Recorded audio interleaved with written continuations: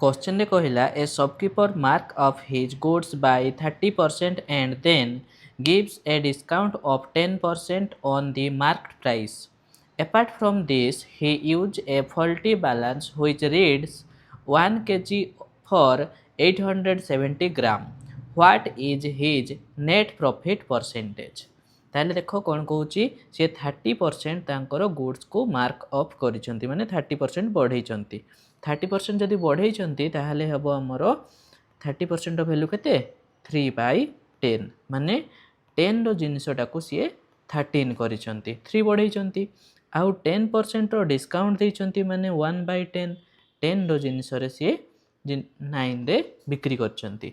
आउ कोन हेची ना 870 ग्राम रो जिनिस को सी 1 केजी बोली की कहउचंती माने 1000 ग्राम बोली की कहउचंती.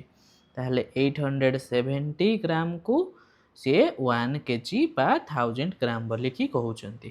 ताहले आमे याकू सॉल्व कले कोन होबो देखो गोटे जीरो ये गोटे जीरो ये गोटे ताहले 87 रो जिनिस को सी केतरे बिक्री करचंती 13 नुआ 117 रे बिक्री करचंती. ताहले तांकर एठी प्रॉफिट केते रहउची प्रॉफिट रहउची तांकर देखो आमे जदी 87 एठो माइनस करबा ताहले रहइबो 30 रहउची प्रॉफिट केते रे ना 87 रे.